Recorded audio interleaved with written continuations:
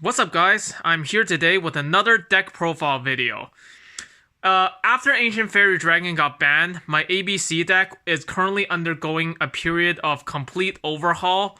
For the most part, I managed to complete a new build for my ABCs, but I am missing 3 cards for the extra deck. And until I get those 3 cards, the ABC deck will currently be in the current state and I will not be playing it. But that's not what I'm here to talk about today. I'm here to talk about Lair of Darkness. I finally completed the Lair of Darkness deck, and here I have it. I'm going to show you guys what my deck profile for this deck is. So to start off with the main deck, I've obviously run the boss monster, 3 copies of Darkest Diablos, Lord of the Lair. This card is unkaijuable, untargetable, has 3000 attack, it can summon itself back from the graveyard, and it has an effect that lets you pitch a card out of your opponent's hand. Truly and amazing. For those of you who saw my top 10 best boss monsters to ever come out of a structure deck, you know I hold this card in high regard. Now, next up on the list, we have 3 Lilith, Lady of Lament. This card is like this trap card searcher of the deck. It can search for your viruses, your Mind Crush, your Torrential Tribute, any of that. And it's a 2000 attack level 3 Fiend, so it's also a Tour Guide target. And if you Tour Guide into it, it keeps its 2000 attack, because if you normal summon it, it goes down to 1000.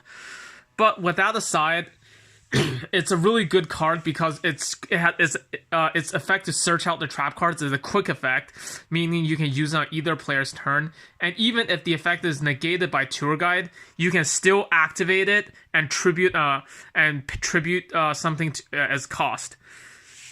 So yeah, really an amazing card. Next up, we have 3 Araima, Wicked Warden.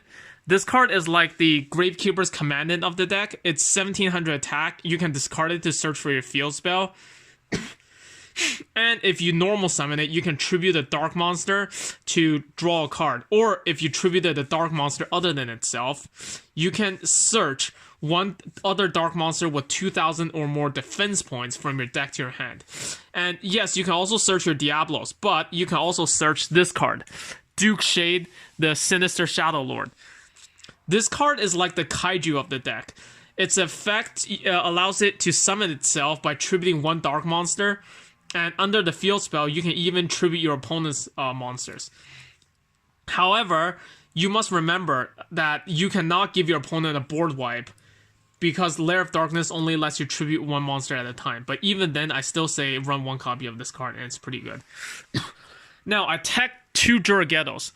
I honestly have no idea why more Lair of Darkness deck profiles do not run this card. This card is a 1700 attack level 4, so you can normal summon it and beat your opponent with it.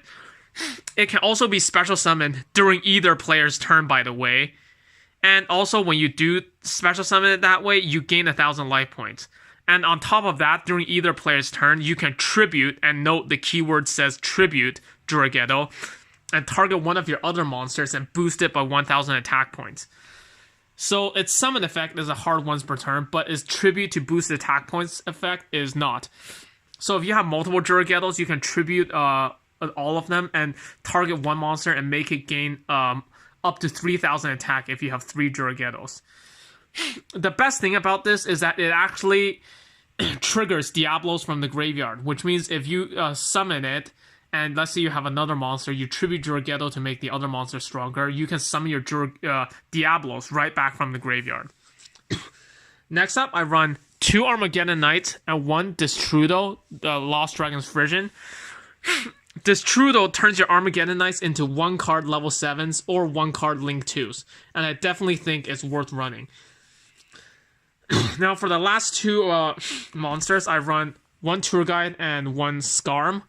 So it's interesting because Tour Guides can search for Skarm, and Skarm can also search for Tour Guide or Lilith. And this loop allows you to basically get your Tour Guide or Skarm or either one fairly early on and in a fairly simple fashion. And when you use Tour Guide, you can summon Skarm, go for it immediately, either a link 2 or a rank 3 Xyz play. And yeah, that's really good. Anyways, that's it for the monsters. For the spells, you obviously run 3 copies of Lair of Darkness. This is arguably the best field spell in the game right now, and if you run anything less than 3, I really don't know why. This entire deck is made broken because it has this field spell. And to search the field spell, I have Arima, but I also run 1 Terraforming. And for the draw cards, I run 3 Allure of Darkness. I see people cutting it down to 2, and I understand you don't want to banish some of your key cards.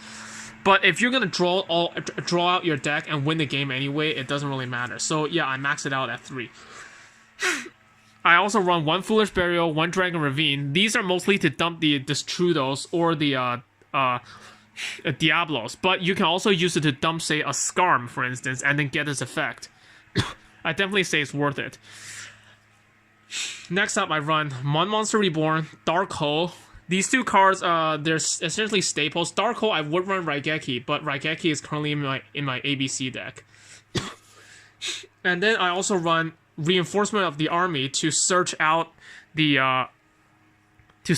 Armageddon Knights. Essentially, with Rhoda, you're essentially running the equivalent of 3 Armageddon Knights.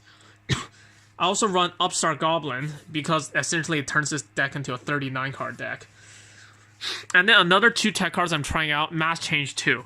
For those of you who saw my best boss monsters who come out of a structure deck, you know that in addition to Darkest Diablos, there's another boss monster that is on the list that is really good. And this is why you run Mass Change 2, to get that guy out. And you also have, last, I have 1 Recurring Nightmare. This card, I would run more copies of it, except it's really hard to set up. And not to mention, you only have 6 targets anyway, and mostly it's just there as a recovery card anyway. So yeah. Anyway, that's it for the spell cards. For the trap cards, I probably should run more trap cards, but right now I only have 7 traps. So for the virus, the best virus card, Eradicator Epidemic Virus. This card allows you to declare spell or trap cards, and then your opponent loses all cards of the declared type for a full 3 turns. So it's definitely worth it. And for those 3 turns, you get to look at your opponent's hand. Also, 2 Full Force Virus. This is not as good as Eradicator, but it still hits certain hand traps and monsters that are weak in defense points, so it's worth running. And since these 3 cards let you look at your opponent's hand for a full 3 turns, I run 2 Mind Crush. And since my Darkest Diablos can summon itself back from the graveyard almost indefinitely, I run 2 copies of Torrential Tribute. So yeah, that's it for the main deck. Now, onto the extra deck. For Link monsters, I run 5. I have my Borlo Dragon, Saluja Skulldread, Decode Talker, Master King Archfiend, and since the field spell summons tokens that are considered normal monsters anyway, I run 1 Link Spider. So yeah, that's it for the Link monsters. For the Xyz, I run Utopia and Utopia the Lightning, 1 Abyss Dweller, 1 Dante for the tour guide place, Phantom Knight Breaksword. This card is like the rank 3 version of Diamond Direwolf. You can detach 1 Xyz, target itself, and 1 card your opponent controls, and pop both. Really useful. Also, this also applies to the Yahtzee, the Evil of Yangzing. A similar effect. Also, it's target proof, so it cannot be targeted. Also, for level 7s, Clearwing Synchro Dragon, F8 Dawn Dragster. This card is hilarious. It only has 2,000 defense, but that I would argue that's actually what makes it more difficult to deal with. Because if it had 3,000 defense points, your opponent wouldn't hesitate to kaiju it. But Dawn Dragster right now, in its current stats, it's just strong enough to be a pain to the opponent, but it's not quite strong enough for your opponent to justify wasting a kaiju on. So if your opponent kaijus it, they're essentially giving you a monster with better stats, and they're going -1 because of it. So it really makes them wonder, is it worth it for them to do that? Also, for level 7s, final level 7, I run Dark Strike Fighter, and the last extra deck monster I run is this guy, Masked Hero Darklaw. You know how, like, if you saw my video, you would know how good this card is. It puts a one-sided macrocosmos on your opponent and completely deters them from searching as long as it's on the field. Every time they add a card to from their deck to their hand, you can banish a card from their hand immediately. Although the card is chosen at random, and combined with Darkest Diablos, which is also hand disruption, this card makes it so your opponent literally cannot maintain hand advantage at all. Anyways, that's it for the extra deck, and I'm going to show you a cool little 2-card combo you can do with this deck now. So to start off the combo, you will need 1 Juraghetto and 1 Armageddon Knight.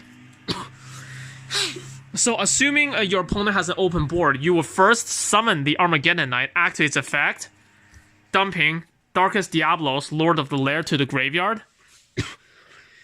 So, okay, and then after this, you enter your battle phase. And since Juraghetto can be special summoned during the battle phase, you will immediately special summon Juraghetto and gain 1,000 life points.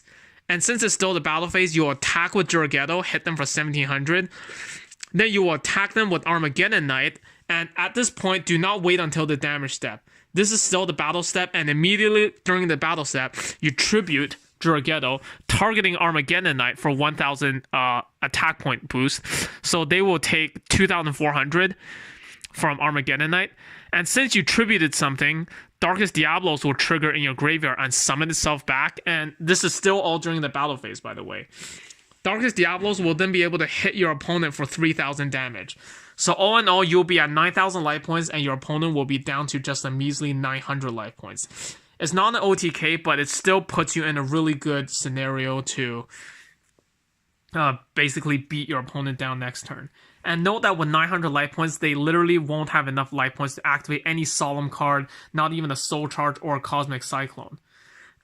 Anyway, yeah, this is it for my Lair of Darkness deck profile. When my ABC deck gets completed, I'll be sure to give you an updated list of my ABCs without Ancient Fairy Dragon.